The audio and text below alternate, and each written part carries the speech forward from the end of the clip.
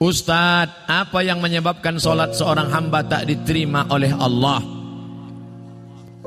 Irji ila salatika fa innaka lam tusalli. Ulangi solatmu karena solatmu batal. Diulanginya lagi. Irji ila salatika fa innaka lam tusalli. Ulangi lagi solatmu karena solatmu batal. Diulanginya lagi. Irji ila salatika. 3 kali ulang.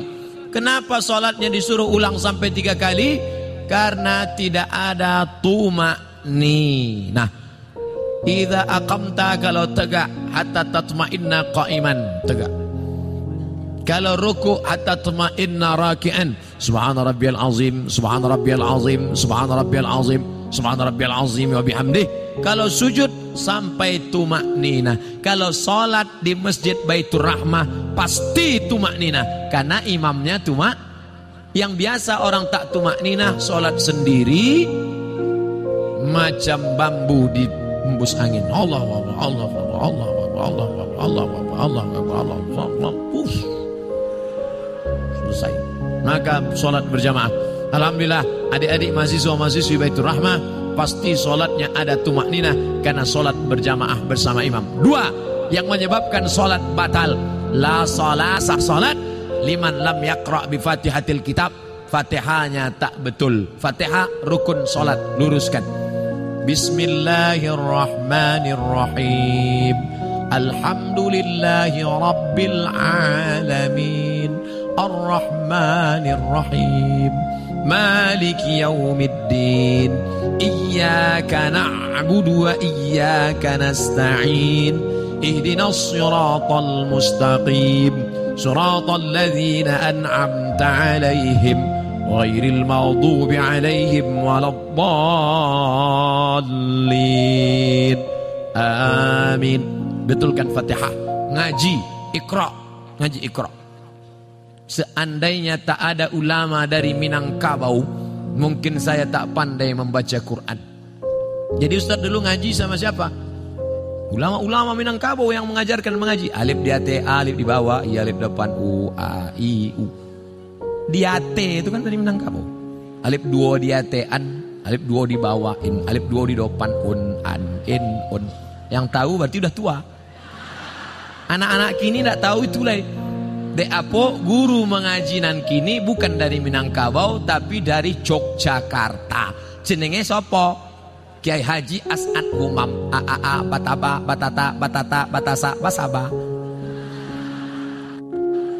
Yang dulu hampir seluruh Sumatera itu guru dari Minangkabau. Alif di A, alif 2 di an. Mengalir pahalanya. Jangan sampai Fatihah tak betul. Apa kiat hijrah? Bagaimana cara agar kita tetap istiqamah? Yang pertama, selalu pergi ke rumah sakit. Balik dari sini, jangan pulang ke rumah, pergi ke rumah sakit. Nanti kalau security nanya, mau kemana mbak? Mau nengok orang sakit di rumah sakit. Mau ruangan berapa? Sadonan di Siko, ingin ambo calia. Saya kalau diajak jamaah, Ustadz ayo kita ke ruang ICU. Datang, tulis dia teh ICU. Artinya ICU. Ambo mencaliak waang tak bisa mencaliak ambo. Nampak di sana orang cuci darah, keluar darah dari dalam badan, masuk ke selang, masuk ke mesin, dicuci 5 jam, masuk lagi. Sakitnya berapa? Duitnya berapa? Maka kita yang sehat bersyukur nikmat sehat dengan banyak-banyak beribadah. Tak juga bersyukur nengok orang sakit. Pergi ke kubur menengok orang mati. Mim dia tema taya bawati. Mati. Tengok bagaimana. Apa yang akan dibawa? Tinggal. Yang akan dibawa solat. Inna awwala ma yuhasabu bihil abdu yaumal qiyamah. Yang pertama kali dihisab, dihitung hari kiamat, solat. Yang ketiga, buat komunitas. Komunitas alumni Baitur Rahmah. Buat satu contoh sekolah percontohan. Madrasah tahfiz Quran alumni Baitur Rahmah. Anak yatim, uang sekolahnya tanggung. Guru-gurunya, kalau sudah ada, yang sudah ada itu aja jaga. Alumni-alumni pulang dari sini, buat ikatan alumni, pergi cari mana sekolah. Pak Kepala Sekolah, ya. Berapa guru yang belum digaji? Berapa anak yatim yang belum bayar uang sekolah? Berapa kursi yang patah? Berapa whiteboard yang rusak? Berapa papan tulis yang bolong? Berapa atap yang perlu diganti? Bapak mau ganti? Enggak, bertanya saya. Bantulah. Itu yang akan membuat kita istiqomah, insyaallah. Saya sebelum datang ke Kota Padang, kami tidak dari Payakumbuh. Padahal kalau dekat dari Pekanbaru dekat Payakumbuh, tapi kami mutar ke Indragiri Hulu, masuk ke Kuantan Singingi. Kenapa? Karena menyalurkan dana untuk mendirikan madrasah ibtidaiyah di suku terasing di dalam hutan. Itulah yang akan menolong di hadapan Allah Subhanahu wa taala. Nah, jadi adik-adik, kawan-kawan, sahabat-sahabat, buat komunitas. Saya banyak ceramah ke tempat-tempat, bertemu dengan komunitas. Ustaz Somad, kami dari komunitas, apa namanya? Komunitas Jombloan Sejati. Ustaz, kami dari komunitas, apa namanya? Komunitas Pensiunan Perusahaan Minyak. Ini apa? Komunitas Mantan Tatu-Tatu. Isinya orang nan batatu sadis. Waduh, tatunya ular kobra. Setelah tua, ketek. Jadi cacing pita. Mantap. Ustaz, kami komunitas. Nama komunitasnya Komunitas Pejuang Subuh. Tertulis di bawah, Pejuang Subuh. Zuhur ndak tiba. Komunitas Pejuang Subuh. Zuhur kemana? Tak tahu zuhur. Masjid lain Pak Ustaz. Oh. Bagaimana caranya supaya kita tidak tergolong ke istidraj? Oh, kok istidraj itu ngeri. Istidraj itu bahasa singkatnya tasase di jalan nan lurus. Banyak orang sesat di jalan berbelok.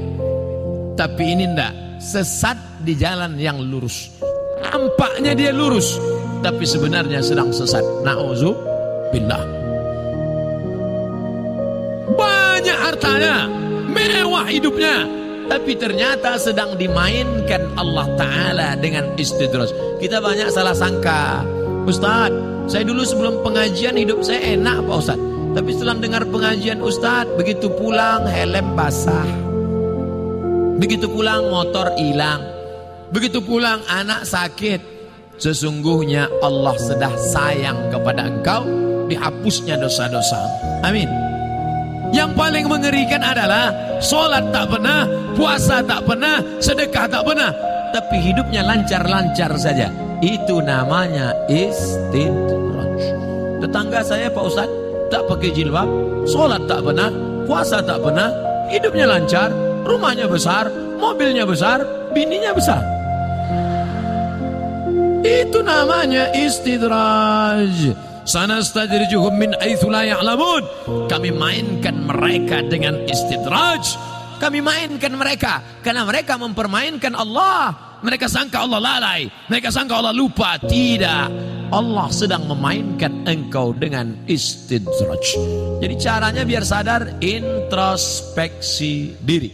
Mengapa aku begini? Kalau terasa salah, istighfar, mohon ampun kepada Allah Subhanahu wa ta'ala. Semoga Allah mempertemukan kita semua di surga nanti bersama para nabi dan orang soleh. Amin. Sampai saya ke surga, saya tengok surga kosong. Ambo surang saya isi. Ambo tanya malaikat, mana jamaah Baitur Rahmah? Mereka VVIP. Rupanya ambo kelas ekonomi. Apa ndak VVIP? Solat tarawihnya 1 juz. Solat berjamaahnya ndak tinggal. Di dalam masjidnya khusyuk. Saking kan khusyuknya sampai terlaluk. Masjid lain orang kepanasan, ya tenang, sejuk. Khotib berapi-api, dia berair-air.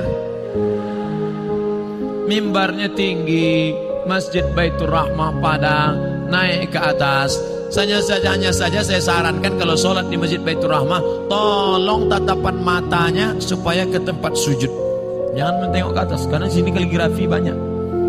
Rancak mana kaligrafi? Khusyuk, jaga. Apa hukum seorang istri yang taat beribadah, rajin puasa, tapi bicara pada suaminya suaranya keras? Memang setelannya begitu. kareh suaranya. Coba periksakan, mungkin jonya pakak.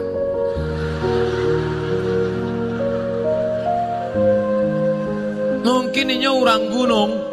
Orang gunung suara keras. Beda sama orang Sunda. Kalau orang Sunda, Mas, hujan.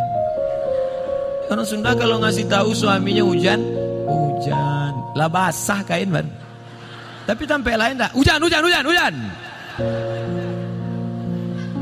Jadi jangan serta-merta kalau kareh melawan. Ternyata dia tidak peka, ternyata dia bukan orang gunung, tapi dia melawan. Maka mengatasi istri melawan ada 5 langkah. Yang pertama, fa'izuhun, kasih nasihat. Adinda, come here, sikos mentah. Janganlah kareh-kareh bersuara. Sakit hati denai. Memang itu setelannya. Fa'izuhun, kasih nasihat tak sempat, tak mempan kasih nasihat. Wahjuruhunna fil madaji. Kalau ndak berubah, apa boleh buat? Wahjuruhunna fil madaji, pisah tempat tidur. Karena kamu tak juga berubah, kita pisah tempat tidur sebulan. Memang itulah dan ditunggu-tunggu.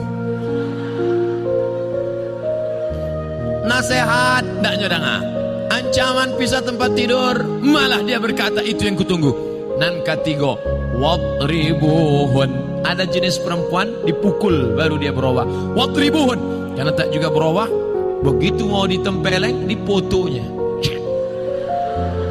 diuploadnya ke Instagram. Teganya. Tak bisa. Pukul sekarang tak bisa. KDRT, kekerasan dalam rumah tangga. Tak juga bisa.